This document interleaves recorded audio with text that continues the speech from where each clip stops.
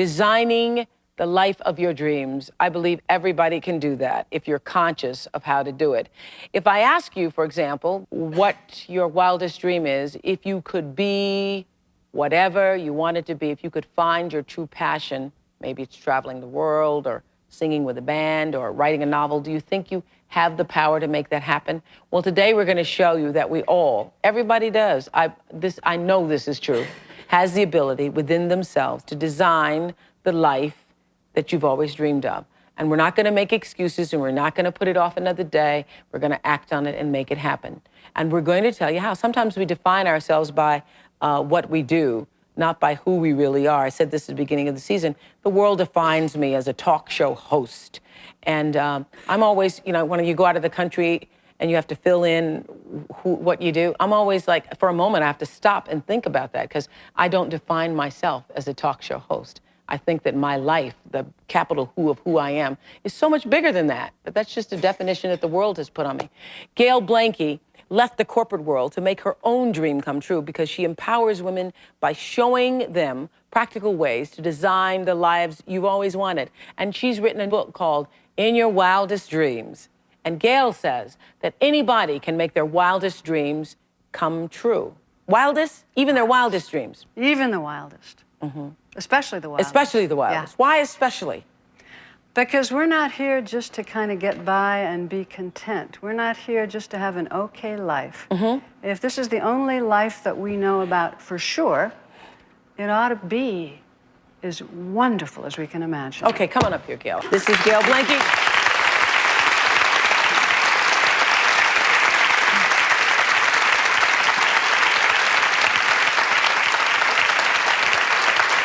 Let's hear some ideas. Wendy, do you want to stand up and share us? What is your wildest dream or passion? My wildest dream is to become a stand-up comedian. Wow. Okay. But what I need is an audience, so here I am. But you don't have an audience? Is that what you're saying? Yes, I don't have an audience. And why do you think? Why is that your wildest dream? Because I've always enjoyed making people laugh. Mm-hmm. I like getting up in front of people, making them happy, and just something I've always wanted to do. Cheryl, where are you? Yes? My wildest dream is finishing my novel. You started a novel? I have started it. I've got an excellent outline. I think it's great, but I can't get beyond the fear. Louise, where are you? Hi, Louise. Hi, my dream is to open up a metaphysical type bookstore and learning center. Oh, you could do that tomorrow. I can do it. I will do it. And this show will help you, because more people are becoming more enlightened and understand, as a result of this season in particular, that, you know, underneath and beyond the physical always is the metaphysical. Oh, that's a cinch, really. Okay, Sharon, where are you? Right here. Okay. Artist. Like greeting cards, designs. Uh-huh. That's what I'd like to do. Uh-huh. And I'm a registered nurse. Okay, you seem a little closed off here, though. I'm always nervous. Uh-huh. Yeah. Is that you said that's what I'd like to do. Is that your passion? Is that your... Yeah, that is my passion. It feeds the fire in your soul. Yeah, it does. Yeah. It does, really. Uh-huh. And how are you feeding that fire every day? I'm not. I'm like ready to explode. Mm-hmm. I can't make the transition from taking care of people to taking care of me. The art and the creativity is like bursting out of me. Mm-hmm. I really want to do it. But the nursing is the glorified, like everybody says, oh, isn't it wonderful, Sharon, you're a nurse. I told this lady I was a nurse. She said, oh, how wonderful. And I work with babies. I work in the best part of the hospital. But I really don't want to do it. But what lights you up? What thrills you? Art? Art. Art! I love to do art.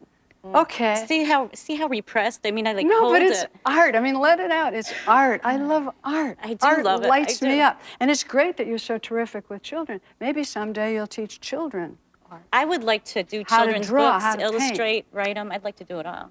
But you can. But you can't. But let me I share this with you. I was an anchor woman, a newswoman for, 10, 12, 15 years. Mm-hmm. And it was hard for me because I used to be a colored girl in Mississippi. And nobody ever believed that I could be really anything, you know? I was born in Mississippi, the most racist state on the planet in 1954. So there was nobody who believed in the possibilities for my life. So when I grew up and because I was a good reader, became a news reporter and anchor woman, My father was just, oh my God, this is the job for you. And everybody around me said, you have to do this because, my goodness, this is the job that everybody would want to have. Everybody wants to be in television. Everybody wants to be an anchor woman. Everybody wants to be in news. I hated it. I absolutely hated it. I felt exploitive. I'd go on the news stories. I felt like I couldn't express myself. I felt like I had to behave a certain way, look a certain way, act a certain way. Hated it, hated it. And it was my decision to come to Chicago, didn't know what was going to happen. Everybody says, you'll never beat Phil Donahue. I thought, okay, so I won't beat him. Oh, you did as soon as you get on the stage. No, I won't, but I won't beat him. But I feel like I'm stifling myself. I feel like even though this is the job everybody else would think is the job of their dreams, who wouldn't want to be a television anchor woman? Well, I don't want to be one. I don't want to be one. I don't want to be one, even though the rest of the world thinks that that's really a great job. So I opened myself up to the possibilities of what that could be. I could just see my mother's face. I'm 40 years old. What do you mean you're not going to be a nurse anymore? You make great money. You have great benefits. Can I just say something? You're no longer stuck. If you could see your face now, speaking of faces, from a few minutes ago until right now, you have already declared it. You are free to become an artist. All right. Now, here's the thing about when you say what you're out for, and we already know that this is true. The minute you kind of stand up, and you all actually stood up and said, this is what I'd love to do. In other words, this is what I'm passionate about. This is what I'm committed to. The minute you do that, the universe pricks up its ears. We know that that's true. The minute you say it, things begin to happen in the universe to help make that happen. It's the declaration. Yeah, this is what I'd love to do. This is what I'm out for, right? The other thing that happens kind of at the same moment is stuff comes up, especially if you're out for something big. Stuff comes up, I call it noise, about why you can't do it, right? Because I don't have enough time, or I don't have enough money, or my husband will never let me, or this, not this lifetime, or at least not right now. My children are too young, not thin enough, whatever, okay? Stuff comes up. So part of what we want to look at, and we're going to look at this today, is we're going to take a look at that noise that floats right up the minute you say it, and ask ourselves this question: is it real? Or is it just something I've bought into, some assumption I've made about my life, or about myself, or about how it's going to be in my life, in my company, in my family? And I've bought into that barrier, and it's become real for me. Because, see, that's what we do. We give things life because we believe in it. So we're going to take a look at what's actually real and what's just some assumption we've bought into that's acting like it's real for us and holds us back. And a lot of people tell me they don't know what their passion is. Yeah, well, that's not surprising. If you don't know, because you're so busy being everybody's everything, what your passion is, what you'd love to have happen, this is one thing you might try. If you were in a grocery store or an airport or at the PTA meeting or wherever, and you start walking along, you're just sort of standing there, and there was a conversation, a discussion going on among some people about something. People you didn't know at all. I mean, you don't know these people. What would they be talking about that would cause you, pretend you're kind of a shy person, not that aggressive, that would cause you to go over to this group of people and say, excuse me, just a minute, but I couldn't help but overhear what you were saying. And I just got to get into that conversation. What would they be talking about that would light you up? I mean, it could be anything. But everybody has that thing that, oh yeah, I'd love to know more about that. I care about that. I'm passionate about that. Mary Spalding thought she had it all. She was on the fast track at work, jet setting around the world, living a very comfortable life. Would you say, Mary? Yep. Okay. But at 42, with Gail's help, she realized what she really wanted was something entirely different. And so it was after a seminar that you made the decision to follow and design your own dreams. Really? 1995. Wow. That's 3 That's years not that later. long ago. No. I have to say, I will never forget in this workshop, first thing Mary did was she said to herself what she was committed to. But what I'll never forget is when she said it out loud. Remember that? I was probably more nervous at that point in my life than I am sitting here right now, because the first 4 people that introduced themselves were CEOs and had written 3 or 4 books, and I'm like, oh boy, what do I want to do? And when I really verbalized it, which is something that was big for me to say, I want to have a family, I thought that sounded so trivial compared to where we were. The other 4 people that introduced themselves first, they had all career goals. So I thought, oh my God, what have I done here? But from that moment on, I just kept going. Being able to articulate it. Well, you look happy to me. I am. This is Donna, who says she is the envy of all of her friends. Everybody thinks she has it all. But Donna says that she has yet to identify her true calling. She wrote us a letter, which said, Dear Oprah, I have a life that makes almost all of my friends and colleagues envious. I have a beautiful 2-year-old boy, a handsome husband, I live in a great neighborhood and work from home making very good money. I know I should feel lucky and everyone tells me that I am, but I feel like the biggest ingrate in the world. There are literally thousands of women and men out there that would love to switch places with me. But I still can't help but wonder if there's some calling in my life that I've yet to discover. I feel like I have the potential to do so much more, but I just don't know what it is. You represent a lot of people. What you You want to sure say? do. First of all, you know, a lot of stuff that we've bought into about sort of how it is out there is made up. You know, they're paradigms. You know, that word paradigm, it means there's just a set of beliefs that somebody made up and everybody treats as true. It's an assumption that we make. And here's one. Well, you know, you make quite a bit of money and you don't have to work however many, you know, as many hours a week as everybody else. You ought to be happy. Right. You really should. What's wrong with you anyway? Exactly. Well, who made up that if you make X amount of money and worked however many hours a week, you ought to be happy? There's a definition of success and fulfillment that somebody made up. And it's not that I'm not happy, because I am, but I still But feel there's like something that you more. long for. Well, here's what I Right. think is going on with women. I think that part of what we're saying is that we have made a shift from defining ourselves by somebody else's measuring stick, wanting to fit into the world. You know, we grow up, most of us as little girls, wanting to fit in, wanting to do it right, wanting to measure ourselves the way everybody else, mainly the men, measure themselves. A shift from that to wanting to fit the world to what we value, to what we are, to what we stand for. Okay, so women don't necessarily measure themselves in the same way that men do. We want to have a life that fulfills us, maybe even thrills us. Right. So what's possible for you? You don't need to think, gosh, I should. I don't know who invented that word either. I should be happy with what I've got, but rather it's, you know, own the fact that you've got a terrific job. You know, you deserved it. You can take the ground of that job and that life that you've already earned and say, where could I go from here? What would light me up? We're not talking about somebody else's life. We're talking about yours. What would I love? And that's what you're going to be taking a look at today. What would I love to be doing? And for me, it might not even be something in a job situation. It might be volunteer work or a hobby, you know, whatever it might be, something that I haven't come across that thrills me.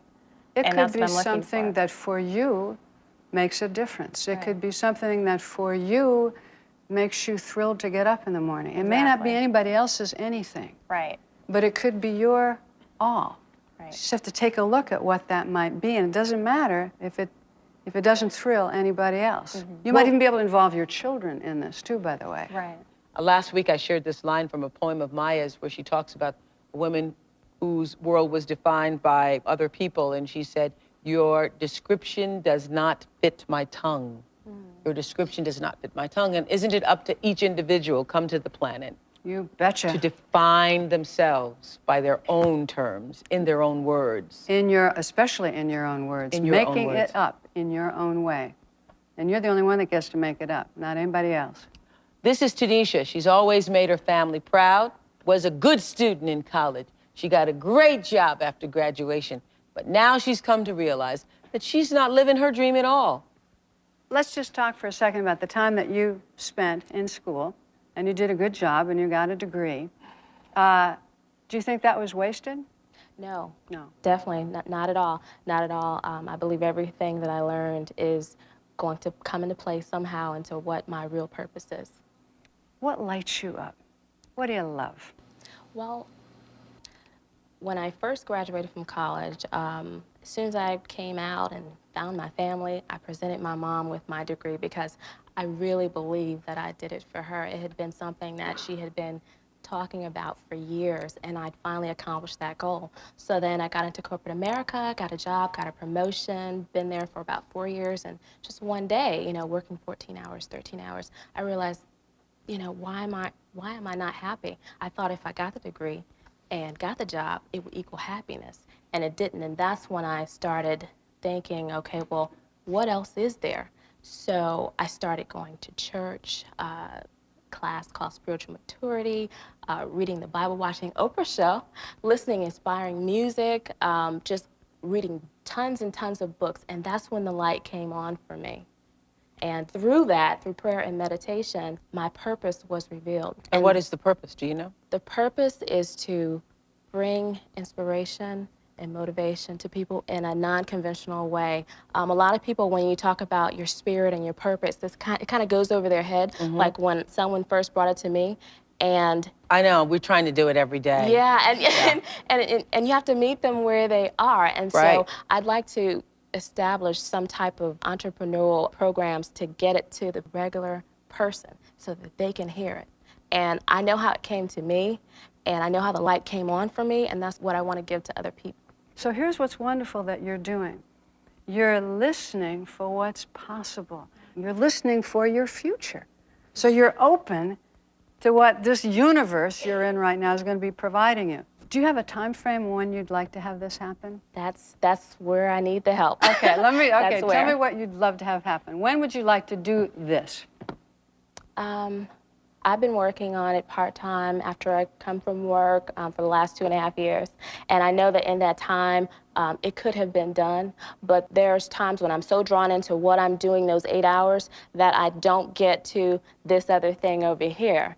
So I will get back to it when I have bursts of inspiration or when I'm feeling like really excited and joyful. But then those times when I'm caught up into the daily grind or whatever, I kind of let it go. So my issue is, how do I keep that same excitement going and going and going to meet that goal? Okay. First of all, your energy and your passion are going to keep this going. This thing over here going, that's going to be spectacular. Here's something that might help. When we're out for something really big, it's good to stand in it as if it's already done. Mary did this with her baby. She saw herself holding that baby. And everybody around her did too. And so she said, here I am, this wildest dream of mine is already true, and here's exactly what it looks like. You know, here I am with this completion. Now, you want to give that a date. We're talking today with Gail Blanke. She's the author of In My Wildest Dreams. And this is Janelle, and like a lot of young people, she says she feels stuck. She says she's not sure she even has a dream to pursue. My name is Janelle Hallenstein. I'm a 23-year-old woman who's stuck. I have no idea what my true passion in life is. When I first started college at 18, I did it because that is what was expected of me. It was very, very hard for me to make the decision to quit college. I told my parents, and they were furious with me. They were very, very mad at first. And then my dad cried, and it tore me apart. That was really, really hard for me to take. I am a bartender right now. As much as I love my job and I love the people I work with, I don't think that I was put on this earth to do what I'm doing right now. I don't think that I was put here to be a bartender. There has to be something out there. I know there is. I know there is. What do you think it is? I don't know. I'm trying to find it. I wonder what would ever make any of us think that you're supposed to already know when you go to school what you're going to school for. I think that because most of my friends already knew. When I was in high school, they knew what they wanted to do.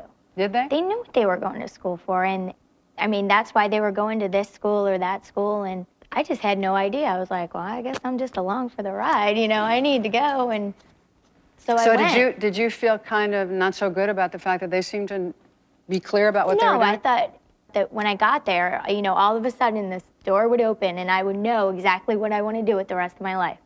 And I got there, and that didn't happen at all. It made things so much more confusing. What made it so hard for you? I mean, what was it, the amount of work? It was everything. It was the amount of work, the size of the school. Everything was just so overwhelming. I just felt like, you know. Sounds like the bottom line was that you made the decision based upon what your parents wanted you to do in the first place. That you even picked the school, you did everything based upon somebody else's definition or description of who you should be. That's what it sounds like. And that's because, you know why? Because you're a human being. That's what we do. We buy into everybody else's idea, which was made up by somebody at some point. You know, when you go to school, you're supposed to know what it's all about.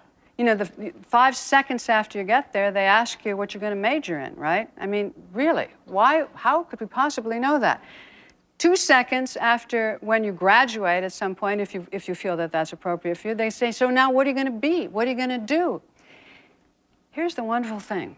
The greatest freedom you can have is in the time when you don't know. When you don't know is when it's all possible. Right. And once you've decided, then it's decided. When you don't know, it's all there for you. And it is a glorious place to be because it's all open for you. You have nothing to cover you up. What comes to mind? You're interrupting this conversation in an airport. What comes to mind that might just light you up? The first thing that I immediately thought of when you said that at the beginning of the show was, I love the ocean. I love to scuba dive. That is like, and I never get to do it enough. I never have enough time to do that. That is the one thing that I wish that I had more time to do. And I mean, there's a million possibilities in that as far as just as career or, you know, just as fun for a hobby.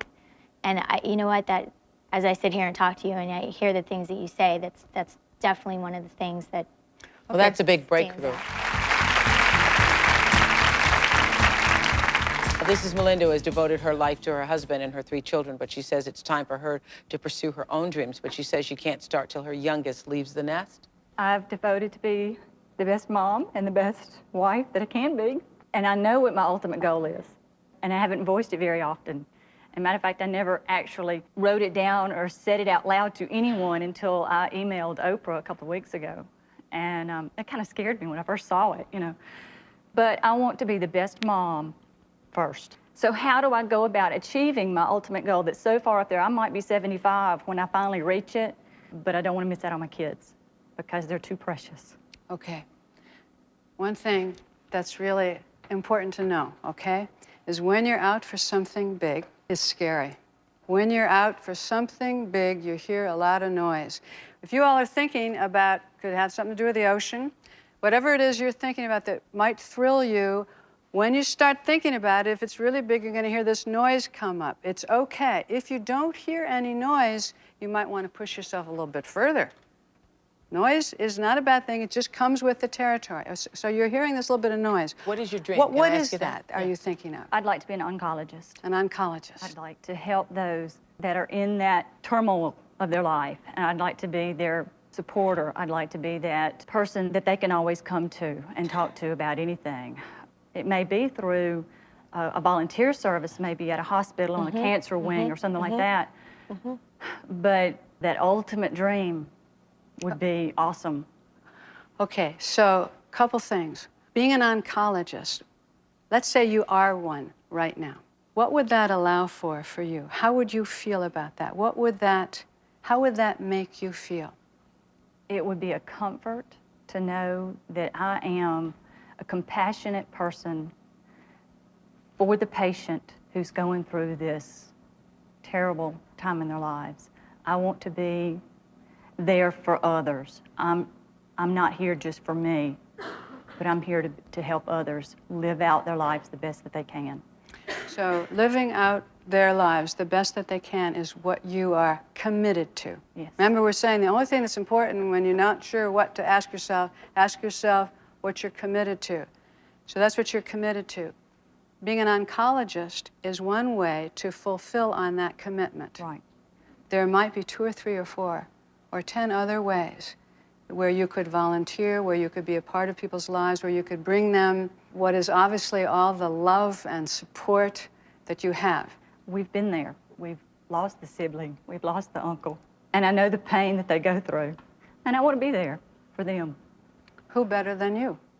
Who better than you to understand and guide and love and support?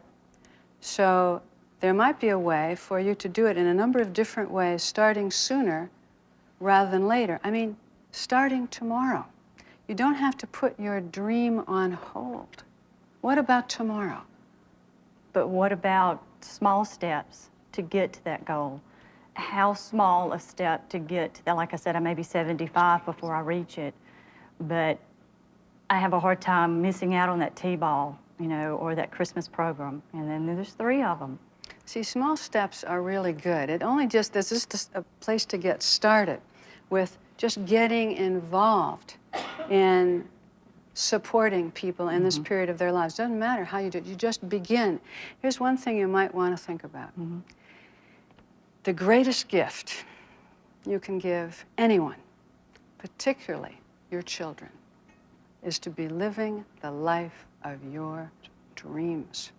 Because that's the only way you give them